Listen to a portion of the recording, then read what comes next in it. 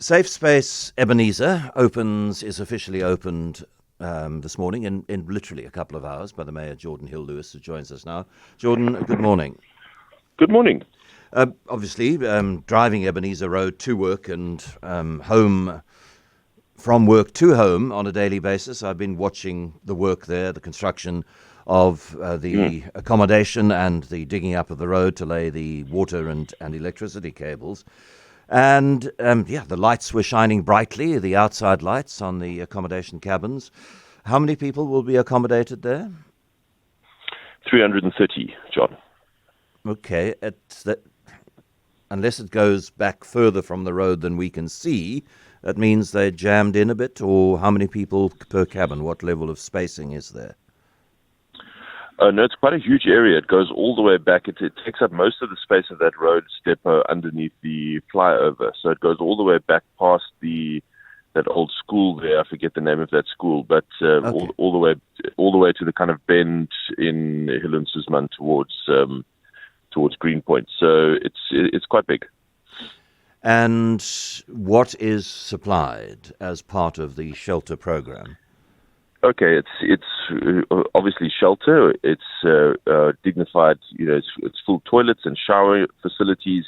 There's private storage space, a kind of lock-up space for people to put their personal belongings. There is food daily, two hot meals a day, and then an NGO partner usually provides the third lunch meal. Then there's a number of training programs. So there's social workers on site that are located there. They will have offices and counseling rooms on site. There is a nurse in regular attendance. And then there's various referrals for addiction treatment and for psychiatric treatment if needed. But I think the best on-site programs are those training programs that help people to really try to get back on their feet and get work. There's job placement training. There's personal development plan training, and so all of that stuff comes together in the safe space and makes it a really wonderful facility actually for those trying to permanently get off the streets. There has been some reporting by Daily Maverick, and I also spoke to one of the people who is living in Safe Space 1, which has been described as inadequate, and I think there's been an acknowledgement from the city that it is not what should be. You are planning to spend more money on upgrading that. In terms of who are the 330 that get access to the Ebenezer Road Safe Space, do the people in Safe Space 1 get first dibs? How does it work? No, the first dibs are for those who are going to have to leave the streets very shortly in the next couple of weeks, because the deadline for the court order that we obtained last month is the 31st of July, which is Wednesday. So I'm not sure when exactly that eviction will take place. That's planned by the Sheriff's Office and the SAPS and our law enforcement. But it'll be soon, probably in the next 2 weeks, and then they will have to go, and they have first dibs to go there to Safe Space 1. But that won't take up all of the spaces. It'll probably use roughly half of the spaces. So there will be additional spaces. Hopefully more people that are living on the street will take them up. And if others from Safe Space 1 want to make use of it, of course they can.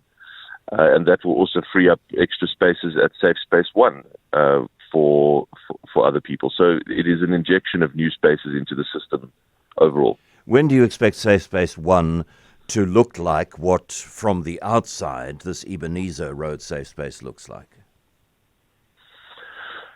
I don't think, I'll have to check in with the team, John, but I don't think that the intention is to get it up to the looking like Ebenezer Road. Ebenezer Road is very much a kind of cut above all the previous versions of safe spaces that we've offered.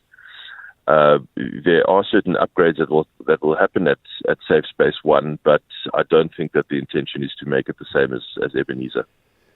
Yes, I put the question to the Safe Space 1 inhabitant that I spoke to on the radio. I said, what You've acknowledged that you don't expect five-star treatment, but what is the minimum that you would expect to be provided in the situation in which you find yourself? And what would be your answer to that? What is the Because there's a balance between what you would like to provide and what, as the manager of the city's finances with other priorities, you feel the city can afford to provide. So in the context, the frame through which you look at this issue, what do you think is the minimum that you can be expected to provide? Well, I must say I would prefer to provide more accommodation for more people living on the street, and that means that you have to try and keep costs as low as you can. These facilities are expensive. The city has spent 253 million rand on these safe spaces so thus far. So I think that it must obviously be much more dignified, safe, warm, accommodating than their current living conditions, which are really undignified on the street. So it must, at a minimum, provide some shelter from the elements. It must provide dignified sanitation and washing facilities and toilets. It must provide some nourishment, nutrition, food, and it must provide access to professional health care that gives you the potential to get off the street. I think one of the most important things that we do at the Safe Space is the social worker program and the personal development plans that each person has to develop while they stay there. They have to develop a written plan that they should try to stick to, and that the social worker tries to help them to stick to.